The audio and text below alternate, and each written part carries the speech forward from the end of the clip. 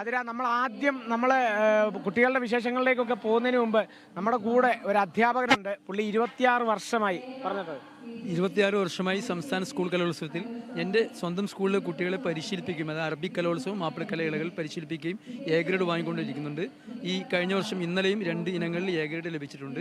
ഇപ്പോൾ 26 വർഷം സ്വന്തം കുട്ടികൾക്ക് വേണ്ടി യാതൊരു പ്രതിഫലമില്ലാണ്ട് കുട്ടികൾക്ക് വേണ്ടി പരിശീലിപ്പിക്കുക എന്നുള്ളത് എൻ്റെ ഒരു നേട്ടമായിട്ട് ഞാൻ കാണുകയാണ്. വലിയൊരു കാര്യമാണ്. ചേട്ടൻ ജില്ല കാസർഗോഡ് ജില്ലയാണ്. പടന്ന MRVHS സ്കൂളിലാണ് വർക്ക് ചെയ്യുന്നത്, ഹയർ സെക്കൻഡറി അധ്യാപകനായിട്ട്.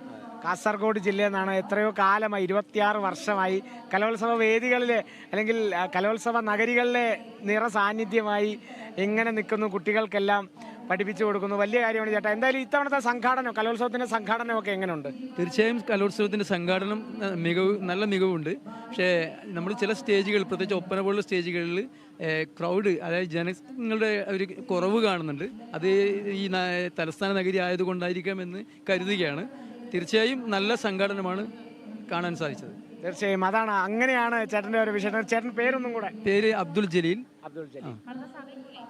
26 വർഷം ഒരു സ്കൂളിൽ നിന്ന് സാറ് എല്ലാ വിദ്യാർത്ഥികളെയും കൊണ്ടുവരുന്നുണ്ട്. കലാകാരനാണ്, അത് നമ്മൾ പറഞ്ഞു. സാർ, അപ്പം നമുക്ക് വേണ്ടി ഒരു മാപ്പിളപ്പാട്ട് പാടാന്ന് പറഞ്ഞിട്ടുണ്ട്. നമുക്കൊന്ന് ഒരു മാപ്പിളപ്പാട്ടായാലോ? മാണിക്യമലരായ പൂവി മഹദിയാം ഖദീജ ബീവി മക്കയെന്ന പുണ്യനാട്ടിൽ വിലസിടും നാരി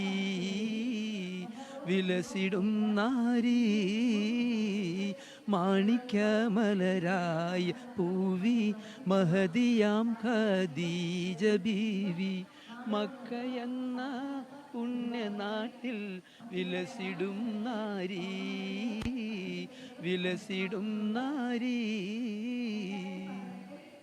തകർത്തു. അപ്പം മാപ്പിളപ്പാട്ടുകളുടെ സാന്നിധ്യം തന്നെ ഉണ്ട് നമ്മുടെ ലൈവുകളിൽ. എന്തായാലും നന്ദി ചേട്ടാ. അതെ, അതാണ് ഇവിടുത്തെ വിശേഷങ്ങൾ. 26 കൊല്ലമായിട്ടുള്ള ഒരു അധ്യാപകനാണ്. നമുക്കിനിയും അതിഥികളുണ്ട് ആതിര. എന്തായാലും നമുക്ക് ഒരു അല്പസമയത്തിനുള്ളിൽ തന്നെ നമുക്ക് ഇതിലേക്ക് എന്തായാലും പുതിയ അതിഥികളുമായി ഈ കലയെ സ്നേഹിക്കുന്ന ആളുകളാണ്, കലയെ സ്നേഹിക്കുന്ന, അങ്ങേയറ്റം സ്നേഹിക്കുന്ന ആളുകൾ തന്നെയാണ് അവിടെ നമ്മളോടൊപ്പം ചേരുന്നത്. ഇപ്പോൾ നവീൻ